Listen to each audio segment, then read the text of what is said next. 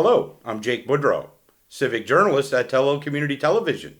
In this episode of Strait Talk, author and historian Ken Donovan delivered a presentation on the history of enslaved people in Cape Breton, which took place on September 14th at St. John's Centre for the Arts in Arichat.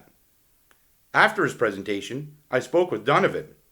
The topic I'm speaking to you today on slavery, enslaved people in Cape Breton. I've been at it pretty well all of my adult life, and I have about 8 scholarly publications on this topic alone. I've published 100 peer-reviewed articles, and I have 8 books, and most of my material is online.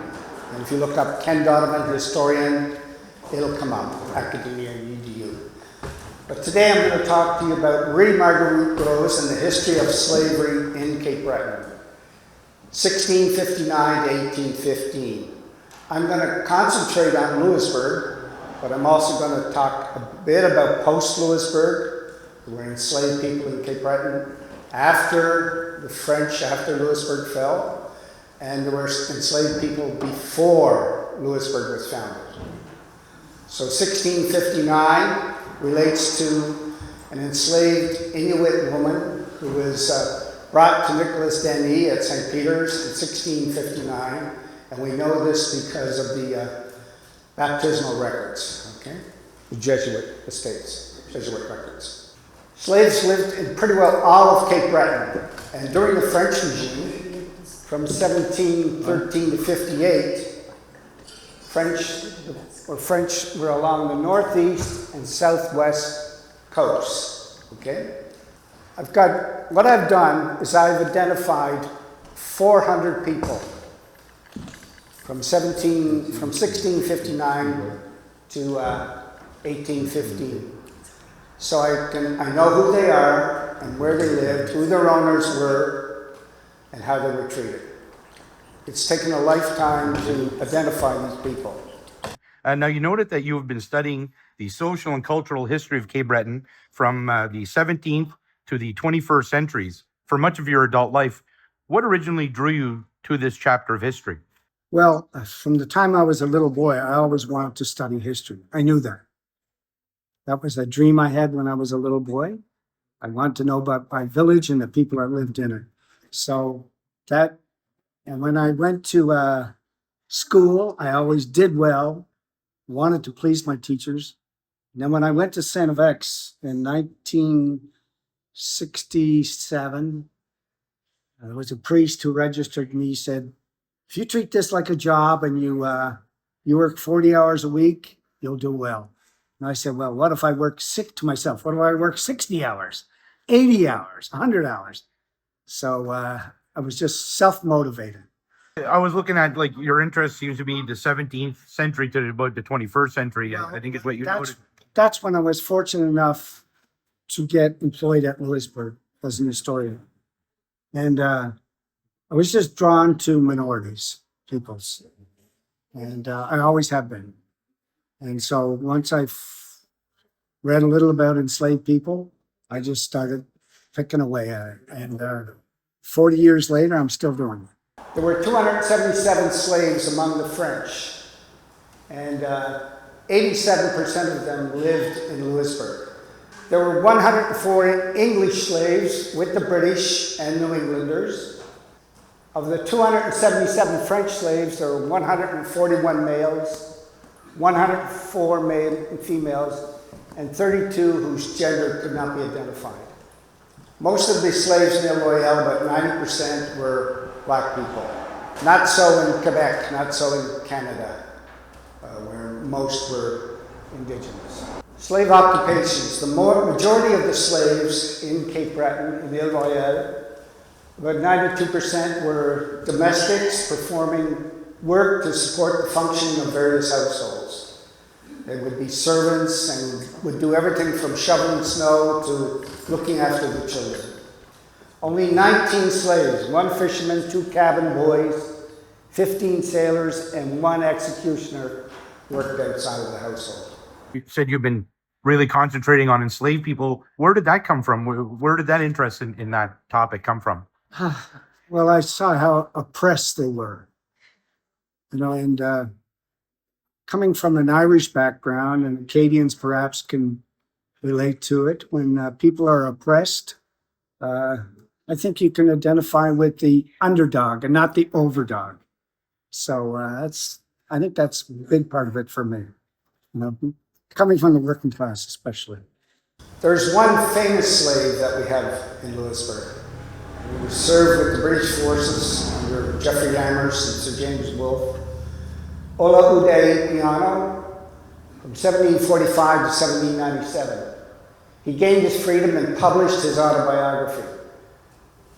And he talks about slavery, of course.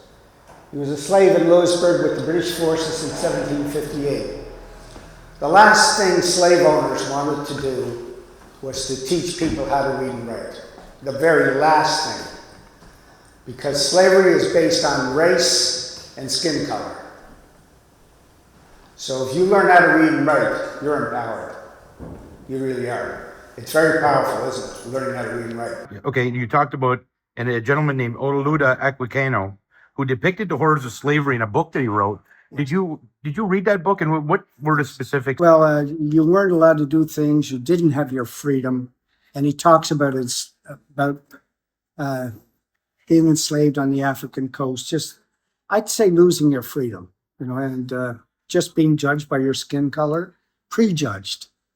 When people are prejudged, it can happen, right? It does happen. It continues to happen. So, yeah.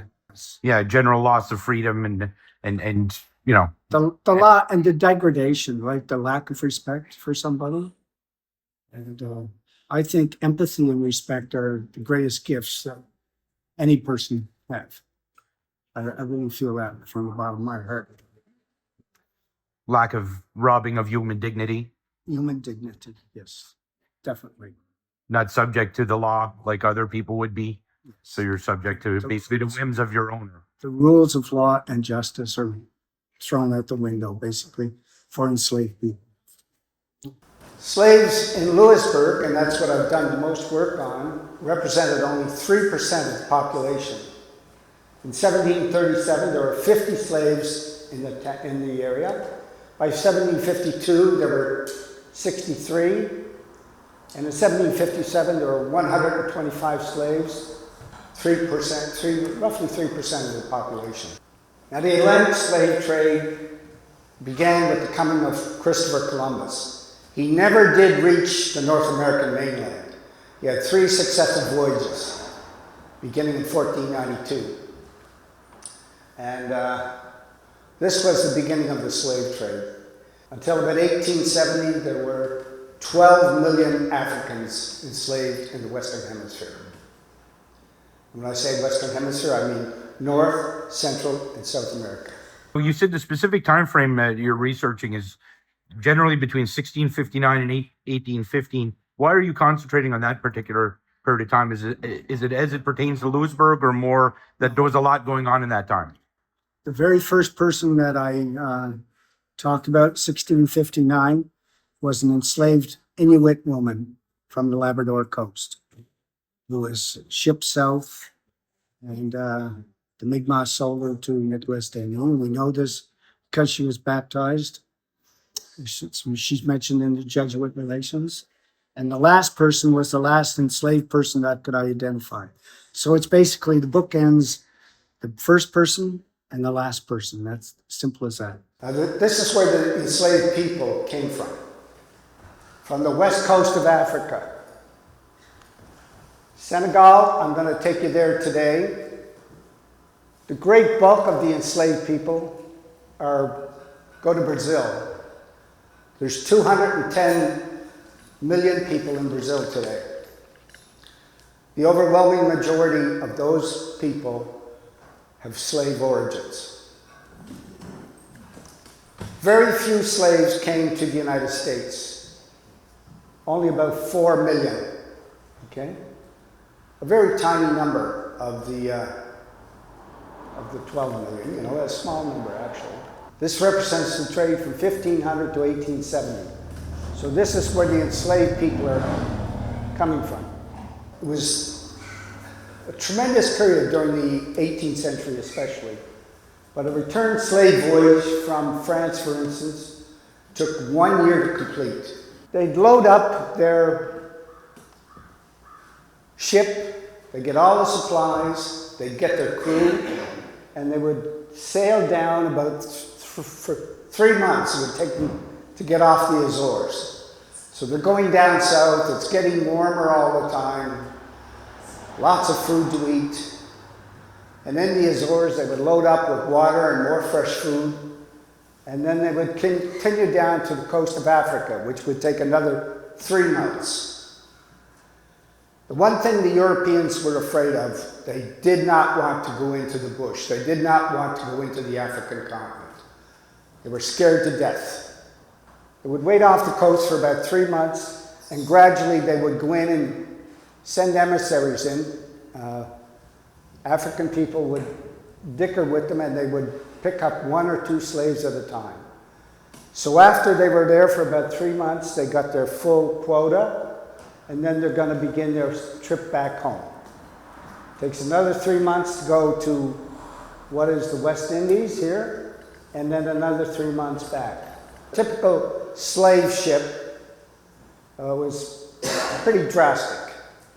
The ship was divided in two. The women were kept on the afterdeck, and all the men were kept in chains down below. In chains, chained inside the ship. They were brought out once or twice a day, fed a bowl of rice or not too much food. And the women were all sexually exploited, every one of them. So in many ways, what I'm talking to you about today is a horrendous story, but it's a story that needs to be told. And when I started working on this in Louisbourg a long time ago, our staff at Louisbourg would not believe me. And basically, the managers I worked for said, Ken, if you trip coming out of the starting gate on this topic, you're on your own. That's how heavy duty it was. Extremely heavy duty. So you have to do your research, you have to present papers, and then publish it in the very best journal that you can find. All peer-reviewed, blind peer-reviewed. And that way, you gain credibility. But people didn't want to believe it. No, not us. Especially our staff at Louisbourg. You know, if we had slaves, they weren't treated poorly. Not us. Yes, us. So I'm going to talk to you today about the French slave trade for a little while. 1715 to 1720. We're coming from Benin, Senegal, and Angola. Okay? This is just the start of it. The French brought over 1 million people during the 18th century. 1721 to 2044 begins to grow even more. 1749 to 55, it really starts to take off. Well, how was French slave ownership affected by the expulsion? I assume that there was some impact probably before the expulsion leading up to it as the English were moving in. Well, we do know that Acadians did have slaves, not a great number, but they did. And if you think of the slaves as being valuable property, you can see where they're coming from, right? So it's just a different mindset, okay? And not everybody would want to identify slaves. They're usually referred to as servants, anything but a slave, you know what I mean? So people wanted to get around certain things, if you know what I mean. Is there evidence of slavery in this region? When I refer to this region, I mean the Strait of Canso area, around Port Hawkesbury, Richmond County, this into Inverness, and these outlying more rural areas of Cape Breton. Well, not that I've researched. It wouldn't surprise me if there was, you know, because in every other county in Nova Scotia, you'll see it, right? So it wouldn't surprise me. But unless I've done the research, I can't say. So in Cape Breton, the belief is that it was relegated largely to Louisbourg itself. I can prove it was, right? So I can prove it. So by the research and publication. Because it's one thing to know something, but until you publish it, It's a whole different world. It just takes it to another level. So yeah, it's amazing. Nantes became the most prosperous city in France, and it's on the Loire River. And I know there's many people of Acadian descent in this room. The Acadians come from this region, Poitou and Anjou. Okay, right around here. So not too far from the Loire River. So this is where the slaves come from Angola up to Senegal. As I mentioned to you, the Europeans were scared to death to go into Africa. So they would seek to buy 1 or 2 slaves at a time. And they would have an emissary from the various African tribes that would meet African kings, and they would begin to buy slaves. So here are 2 Frenchmen here, and this is the king of Dahomey right here. And here's a person making supplications to the king. So these Frenchmen here are negotiating with the king. And don't forget, Africa, people are black, but they're not all the same. It's like in this room here. Everybody has different ethnic backgrounds. I'm Irish mostly. There's Acadians in this room, Scottish. You know, we come from different ethnic backgrounds, perhaps different religions. No different in Africa. In Nigeria, one of the largest countries in Africa, there's something like 80 different tribes with all sorts of different languages. So just because people look the same doesn't mean they have the same background. So what happened in Africa is Africans enslaved other Africans. They've been going on for a long time. Then they bring them out to the coast and they sell them. This is Dahomey, king of Dahomey. That's present-day Benin, B-E-N-I-N. Africans enslaved Africans from other tribes and brought them out to the coast to be sold. So here you see this person who's in control. He's got a gun, right? That's power. And you see the neck brace around this enslaved person here being brought out. Remember Alex Haley's book, Roots, Kunta Kinte? Do you remember that television show? Probably in the 70s. Anybody remember it? Yeah, we all remember it, don't we? Because it was pretty darn powerful. So they're brought out to the coast and they're held in confined spaces very similar to this. These are sketches from the 1790s, but it would have been very similar. The food is prepared next door. The most dangerous time was when the crew was off of Africa and the people were being brought out to the ship. Why? Because a lot of the people that were enslaved knew that they were never going to see their homeland again, their families. So a lot of people attempted suicide. And you know one thing about the white slavers? They're paying money for these people. They are paying money. So each one is worth money. So they don't want to have anybody commit suicide, die. That's not good. So this was the most dangerous time. And what they would do is, like, they're chained, but going out, they jump overboard any chance they get and commit suicide. Now, you did mention this in some detail too, talking about the slave owners. So the slave owners, were they largely wealthy people who could afford to buy slaves, or were there some of less means who also were able to buy slaves or have slaves? I would say, generally speaking, they are people of considerable means, because you had to make the purchase, right? You had to buy somebody.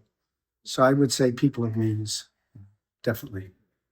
And mainly, we're talking white people, and in this context, we're talking mainly the French. But as you mentioned, there were British, Germans, Dutch, other Americans owned slaves for quite some time. A war was fought over it, but we are talking white people basically that owned these slaves. Yes, definitely, because they thought they were superior, right?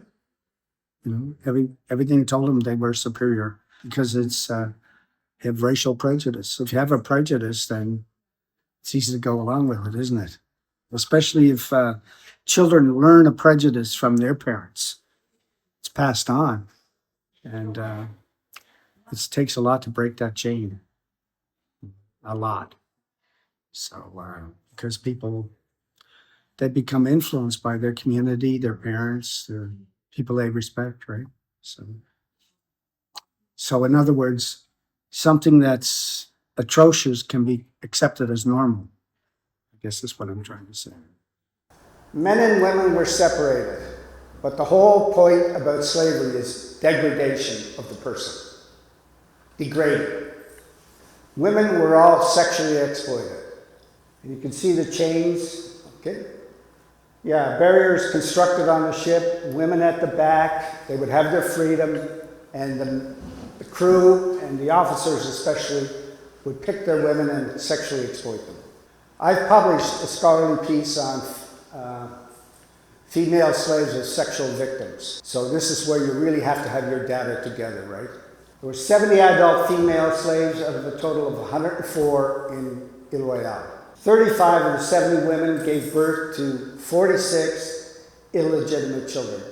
And we know this because of baptismal records.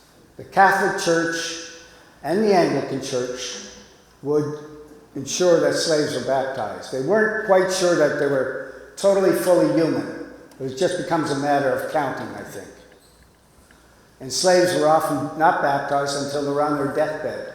And usually, people are baptized when they're born, shortly after they're born. 21 slave mothers in Louisbourg delivered 30 children. 15 slave mothers in Ile Royale outports delivered 16 babies. So there were some in Ingonish. The remaining 34 female slaves were either beyond their childbearing years, had died as a result of miscarriages, or were young children. Now, one item you discussed, I believe you mentioned it a couple times, was the enslaved as victims of sexual crimes, specifically females, obviously. And why did you feel it was important to highlight that aspect of history? Almost every woman was sexually exploited. You know, and if you own somebody, it's so easy to do it, right? You own them. You have a sexual desire to my property, I'm gonna do it. And so my heart just went out to people that this happened to. And I wrote a scholarly piece on this, female slaves as sexual victims in Cape Breton, 18th century. So but you can imagine how exacting this has to be in terms of the research. You have to have things straight. You really do. And you can't say who the father was, but usually it's the owner, okay? And it's an illegitimate baby, and we know what happened with illegitimate babies. I mean, it was a scourge and continued in our culture, in your lifetime. You know what I mean? It's a very big deal, right? An illegitimate baby. So it takes 3 months to leave France, go down the Azores, another 3 months to get to Africa. After they load up, then they head to the West Indies. And what are the West Indies? Well, today, Guadeloupe, Rigolant, Dominica, Martinique, and I know you have a Martinique on Ile Madame, St. Lucia and St. Vincent, Grenada and Tobago. These are the West Indies. But the biggest slave colony, the biggest by far for the French, was the western half of San Domingo. You know what country that is today? Haiti, yes. Now, this is a slave ship, okay, showing how the people were laid out. The men, the women are kept in the after part. They're all chained down below on their backs, chained by the ankles and by the wrists. The slave ships stacked their cargoes between decks. Each slave at a space about 5 feet by 2 was taken out once a day for exercise and fed twice. The reason that the French and all of the other enslavers are taking slaves to the West Indies, especially the French and the British, because these were the most valuable colonies in the world. And this is a typical plantation here, sugar plantation. This is where the owners would, overseers would live up here, and the slaves, you can't see them, but they would live in huts down here. And they would be working the sugarcane fields. Anybody ever see sugar cane, raw sugar cane for sale in Sobeys. It's like a stick, right? And you take it, and when you want to replant it, you just stick it in the ground. So from sugar cane, guess what you make? Rum. And you know who the biggest rum drinkers are in Canada by far? We are. Because it's part of our historical tradition. That they draw rye and vodka and all the rest of Canada. But we drink way more rum than the rest of Canada combined, even though Atlantic Canadians only represent about 2 million people at most. So they would get the sugar, they would harvest it, and eventually they're going to boil it. And one of the byproducts is molasses, which they run off, but they want the syrup. Yeah, so this is them processing the sugar cane here. There's a big fancy mill, but in the previous slide, they would just pound it, make it simple. Another product that they were growing in the West Indies was indigo. If anybody has blue jeans on today, that's the dye that's used in your blue jeans. Cotton, indigo, but sugar overwhelmed everything else. And the British, they quickly depleted their soil. But the French were going through the Enlightenment, a tremendous growth period for knowledge throughout the world. Just the orchestra came into being, the writing novels, agriculture, enormous growths. Almost every endeavor of human development took a large leap forward. It's so ironic that during this great leap forward during the Enlightenment, slavery was going on that paid for much of it. There's a lot of irony in life, isn't there? Tons of it, right? We've experienced it in our own lives. But the Enlightenment is just a tremendous growth period. The enslavers were making a fortune off the slave trade. So they're brought over and they're sold the way they're bought, 1 or 2 at a time. And most enslaved people would only live about 7 years. But the enslavers wanted to make sure that they were having children. The children of these slaves became enslaved. Now, of the 400 people that I've identified in Cape Breton, I've identified 14 who came directly from Africa. And the countries include Senegal, the Gambia, Benin, and the Congo, Democratic Republic of the Congo. I had the good fortune to spend quite a bit of time in Senegal. Anybody been to Senegal? It's a democratic country. It's French is one of the official languages. Wolof is the big language. I was there for quite a long time. Now, while most of the enslaved were of African descent, I think the number was 90%, I believe, is what you presented. Not all were. There were some that weren't. No. Were they all largely indigenous, or were there other groups? 19 people that I can identify as indigenous people, but not Mi'kmaq. The Mi'kmaq were the allies of the French. Okay? And the British, throughout all of their colonial settlement throughout the world, never really intermarried with indigenous people. They wouldn't. But the French did. The French intermarried with indigenous people. British, no. And there's plenty of literature, scholarly literature on that. So, it's just a different attitude. And of course, religion came into play with a lot of it. The French were mostly Roman Catholic, and people would get baptized. And so it's just a different modus operandi, I suppose, a different way of looking at something, yeah. Now, these indigenous you're talking about who were slaves, they weren't Mi'kmaq. Where were they from? Were they from the north, or they were mostly of the Pawnee tribe, but mostly from the western interior, North America. So, and many of them are purchased through Canada or Quebec, at the time. And that's how I get to know about them, right? If you have a bill of sale, or if you have a baptismal record or a death record, then you know. And they're usually identified as sauvages, and so or Indian. So that's how you know, right? You're able to, it's sort of like doing detective work, careful detective work, forensic in a way, because these people are long since dead, right? But you can rehabilitate the person. Well, look at Marie Marguerite Rose, a former slave who gets her freedom, marries a Mi'kmaq, opens a business, and is now recognized as a person of national historic significance in Canada. That is a big deal for me. Yeah, and you mentioned that too, about her. And I assume you're looking at someone who really ascended through the ranks, who started out as a slave and then ended up as a business owner, and someone who was actually making money. So I assume that's what attracted you to this story, because it was different from the others. Well, and plus the evidence, right? Very good evidence.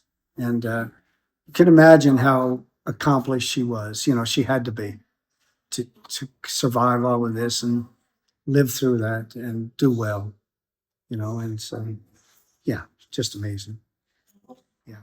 Now you keep referring to birth records, and I think you mentioned that is this through the church, through the Catholic The Church? Roman Catholic Church. Is this specifically through the Jesuits at the time, who were missionaries, or what are we No, talking about? would be the Jesuits with the 1659 case, but it's with the Recollet mostly in Louisbourg, in various orders, with 3 orders, but mostly Recollet. So yeah, so it would be Catholic Church basically, and so do the Anglicans. They baptize people and records of birth, marriage, and death. And I have some marriages too of enslaved people, So yeah, so it's all part of a web that you have to weave together, basically. Yeah. So But they're good sources, because the church was known to keep meticulous records. People who kept them were definitely fairly well educated, and they really had the means to be able to do this. And oftentimes you'd in the baptismal records you'd see an illegitimate person, black or white, a big B out in the margin for bâtard, for bastard, born out of wedlock type thing. So yeah, they were meticulous record keepers for sure. But as I mentioned, for enslaved people, they weren't baptized until they're on their deathbed, basically. And the normal person would be baptized, shortly after they're born. So it's just a different treatment. And you can see it all the time.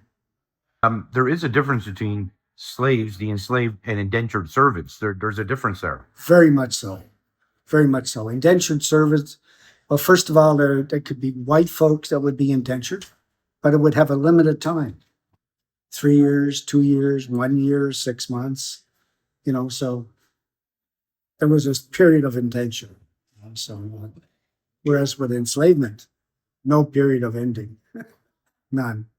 And sometimes the indentured servant became an indentured servant because of a debt that was incurred, and they had to perform that service until the debt was paid off. Yes, indeed. Yeah, for sure. And that existed in Louisbourg, I assume, too. Yes, it did. Yeah. Oh, yeah, there were indentured people. Yes.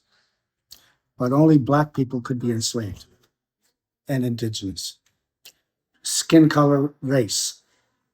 Skin color, race. I'm going to talk to you today about Marie Marguerite Rose. She was one of the 400 people I've identified, but she became exceptional. She was exceptional because we have excellent data on her life. She couldn't read or write, but when she died, there was an inventory taken over her estate. She gets her freedom, and she marries a Mi'kmaq, Jean-Baptiste Laurent. And because of this, she became recognized, as a result of my work, as a person of national historic significance in Canada. Very big deal, at least for me. This is Missy Curtin-Chassé, who is from Whitney Pier, and she interprets the life of Marie Marguerite Rose. And this is where Marie Marguerite's tavern was. She rented a tavern, and we know this because of the good evidence that was left. And this is an artistic representation of what her tavern looked like. She rented this side of the tavern right here, the west side, okay? So these 2 dormers and down here. That's her house down here. Slaves pretty well lived in all of the houses in Louisbourg, the great bulk of the houses. Pompey, born in the West Indies, lived in the Lartigue house. He was baptized on 13th of March, 1732, and he died the same day. So he wasn't baptized until he was 13, right? Mrs. Rosalie, she lived in the Carrow house. She looked after a lot of children there. Louise worked in the Seigneur house.